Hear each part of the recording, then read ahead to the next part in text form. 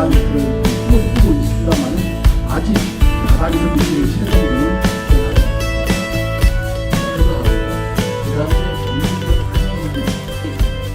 내가 설치하는 게 설치해서 우리 지방에 살 때 같이 공짜로 기부치 나가는 거.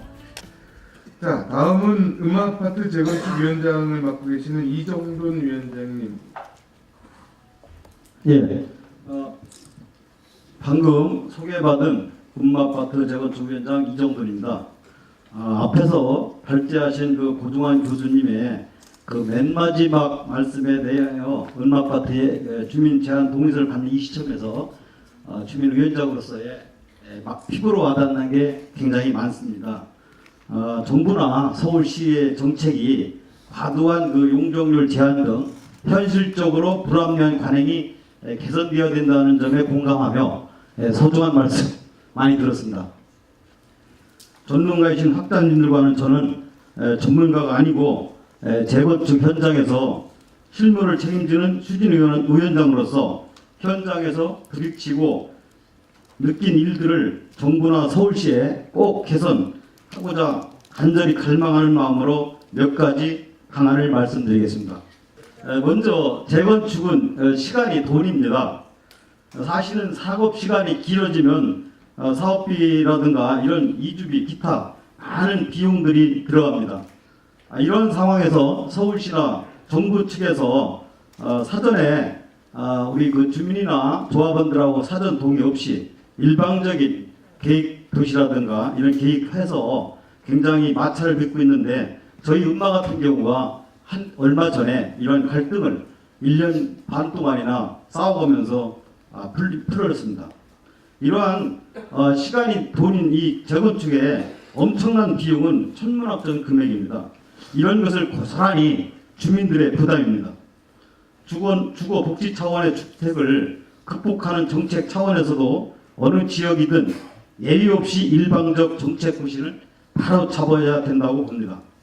먼저 재건축 등 정비 사업을 활성화하려면 국토개입법상 용적률상 보장 및 지자재 조례에 관한 과도한 용적률 제한 등 불합리한 관행이 개선되어야 됩니다.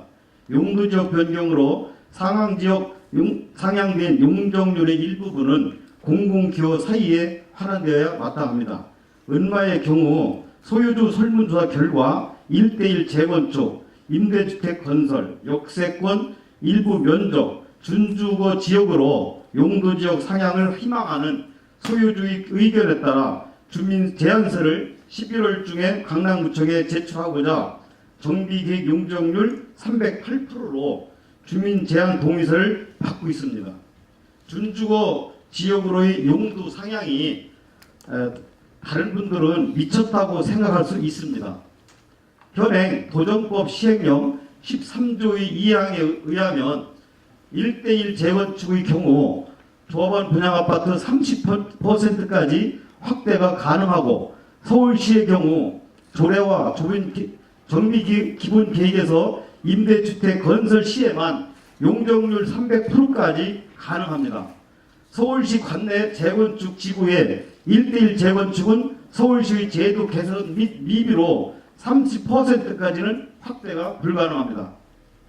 구체적으로 말씀드리면 은마의 경우는 사업 면적의 약 7.6%인 정비 기반 시설을 기부 체납해야 정비계획 용적률 250%까지 가능하고 용적률 25%의 임대주택을 건설하여 서울시에 매각할 경우 용적률 300%까지 가능하므로 임대아파트를 제외한 소유주의 가처분 용적률은 275%며 이 용적률에 기타 부대 시설 면적이 필요하며 용적률로 환산한다면 약 13%에 해당합니다. 차 떼고 포 떼면 건설 가능한 순수한 아파트만의 용적률은 262%만 남습니다. 기존 면적의 30%까지 확대하기 위해서는 사업 면적의 약 2.7배가 필요하나 약 10%가 부족하게 됩니다. 이 경우는 국회법에서 정한 규정에 따라 정비기간 시설 면적을 서울시에 기부 체납하는 것으로 가정하였으나 강남구청 및 서울시의 협의 및 심의 과정에서 교통 개선 대책 사업 시행 인가 시 추가적으로 사업 면적의 10 내지 20%까지 기부 체납하게 될 경우 법에서 정한 30% 확대는커녕 10% 확대도 불가능하므로 과도한 기반 시설 부담은 재건축 활성화를 저해의 요인으로 작용합니다. 따라서 법률 용적률 300%, 1:1 재건축 시 30% 확대하도록 허용하고 있으므로 인천시처럼 서울시의 조례 등을 입법 취지에 부합하게 개정하거나 서울시는 임대주택 건설에 필요한 면적만큼 용도지역 상향 등을 통한 인센티브가 제공됨으로 해서 소형주택의 공급을 통한 소셜 미싱을 실천할 수 있으며 또한 도정법 입법 취지에 부합하고 법과 지자체 조례 등의 괴리에 발생하는 주민과 행정청 간의 갈등을 최소화할 수 있습니다. 이에 우리 은마는 대지역과 하계울역에 연접한 역세권 지역의 일부 면적을 준주거 지역으로 상향시켜 1:1 재건축 시 30%까지 확보가 가능하도록 제한할 예정이나 강남과 서울시에서 받아들일지 아직 미지수이므로 반드시 제도 개선이 시급히 필요합니다. 다음은 역세권 일부 면적 주거지역으로서의 상향 필요성 및 당위성에 대해 설명하고자 합니다. 과거 70년대 서초 및 강남 지역은 토지구입 정리사업에 의해 조성된 지역으로 당시 토지구입 정리사업은 대치동 일대를 아파트 지구와 단독주택지로 저밀도로 개발하고 강남역 등을 상업지역으로 고밀도로 개발하였습니다. 40년이 지난 현재 대치 주변은 학원가로 특화된 유동인구로 상가 및 임대 아파트의 매매 및 임대 수요의 급증으로 남부 순환로가 통과하는 강남 지역 중 대치동 일대는 유일하게 생활권의 중심지역으로 탈바꿈하게 되었습니다. 향후 우리 은아파트 재건축 완료 시점 연도에는 의뢰 신도시가 개통되어 하계울역이 환승역으로 탈바꿈되고 건너편 세택은 서울시의 재개발로 유동인구의 급증이 예상됩니다. 현재의 용적률이 200% 전후인 은마, 주위의 미도, 선경, 쌍용 등의 용적률 300%로 재건축이 완료될 경우 현재보다 인구密도가 상당히 높아져서 대치동 일대가 명실상부한 생활권의 중심지역으로 탈바꿈될 것으로 예상됩니다. 도시관리 계획상 대지역과 하계울역 주변에 연접한 미도나 선경동의 재건축 사업 지구는 일부 면적에 대하여 준주거지 지역으로 상향받을 권리가 충분히 있다고 판단합니다. 맞습니까? 그렇게 주제에 나오신 분이 밖에 안 계신 것 같습니다. 또한 3종 일반 주거지역 임대주택 건설 없는 법적 상한 용적률은 300%의 적용 및 1:1 재건축 시 30%까지 확대 건설이 가능하도록 인천시 등 타 시도처럼 서울시의 조례를 개정하여야 하나 그러지 아니할 경우에는 도정법 입법 취지에 부합하게 역세권 지역으로 일부 면적을 준주거 지역으로 상향하여 재건축을 추진되어야 합니다. 또한 용적률이 상향되면 반드시 높은 총수도 따라서 상향시켜야 할 것입니다. 서울시 경우 얼마 전에 발표한 자료에 보면 3종은 35층이라는 규제로 인하여 다양한 도시 경관을 만들어가는데 걸림돌이 되고 있습니다.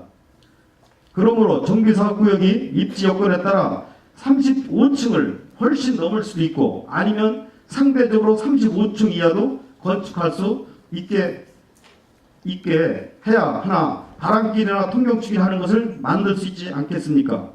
만약 35층 이하로 계속 규제한다면 누가 35층을 짓게 될 것이고 그렇게 된다면 서울의 아파트 단지는 향후에 35층짜리만 수두룩하게 되겠죠. 이러한 도시 경관을 우리 후손들에게 물려줘야 되겠습니까? 대한민국 서울에서. 맞죠? 만약에 우리 은마 소유주의 뜻이 받아들여져서 대지역과 하계울역의 일부 면적이 주거지역으로 상향된다면 상향된 주거지역의 임대주택과 소형 평형을 배정한 주상복합 아파트를 건설하여 정부의 서민 주거 안정 정책과 서울시의 임대주택 정책에 기여할 수 있고 행정부와 지자체의 갈등으로 인해 발생하는 음마 소유주의 피해가 최소화되어 재건축 활성 활성화에 도움이 됩니다. 아울러 우리 추진위원회는 정비 단계부터 행정부와 지자체 간의 갈등으로 인한 소유주 피해를 최소화하기 위해 대치역과 하계울역을 단지 내 상가와 직접 연결 및 선큰 광장 도입함으로써 상가 활성화 및 입주민의 편의를 증진시키고 단지 남서쪽 고저차를 이용한 연도형 상가, 지하개발 등을 통하여 추가 부담금을 경감시키고자 노력할 예정입니다. 끝으로 행정당국의 사업을 다루는 정책적인 일관성을 가지자는 것입니다. 제도와 정책이란 예측 가능성 가지고 있어야 함에도 불구하고 중앙정부는 정부대로, 지자체, 서울시는 지자체대로 평행선을 긋고 도시정비 계획 정책과 제도들이 많습니다. 특히 서울시의 경우에는 더욱더 심한 것 같습니다. 맞습니까? 예를 들면 정비 사업의 용적률 완화라든지 기반 시설 부담 비율, 임대주택 확보 비율 등 정부는 완화를 외치고 있지만 서울시는 다르다고 외치고 있습니다. 이외에도 서울시의 경우 중앙정부와 삐딱선을 타고 있는 정책 등은 생각해보면 한두 가지가 아닙니다. 도대체 향후 진행해야 할 정비 사업과 관련 인허가 사항에 대하여 예측할 수 없는 정비 사업을 하는 것은 예측 사업할 수 없는 것 같아 답답할 뿐입니다. 추가적으로 정비 사업 활성화를 위한 정책들은 쏟아나오고 있지만 현장에서는 완화된 법과 제도가 어떻게 되는지 정부는 완화했는데 지자체는 딴소리를 하고 도대체가 예측이 불가능합니다. 저로서도 답답한데 저희 조합원들은 얼마나 답답하겠습니까? 아무튼 시민이 체감할 수 있는 정비 사업 활성화 대책을 마련하셔야 정부의 정책도 성공할 수 있습니다. 여기 오신 우리 국토부에서 오신 김재정 정책관님께 무식한 얘기인지는 잘 모르겠지만 반드시 개선될 수 있도록 챙겨주십시오.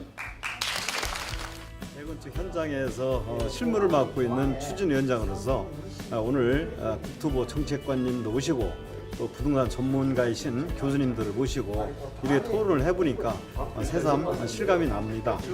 저는 뭐 전문가도 아니지만 현장에 실무가면서 느끼는 바가 많기 때문에 그리고 오늘 배운 바도 많고 앞으로 그러한 정부 정책에 따라서 열심히 한번 일을 해보고 그다음에 주민들한테 많은 것을 어필하고 오늘 많이 참석해 주신 이 대치동 주민들 또 기타 반포에 오신 조합에 관계된 분들이 많이 오셨는데 오늘 굉장히 많은 것을 느꼈으려 합니다. 저는 오늘 실무자분들과 함께 토론한 거에 대해서 정말로 많은 것을 느꼈기 때문에 다시 이런 부분들의 토론회를 다시 한번 또 한번 가졌으면 좋겠습니다.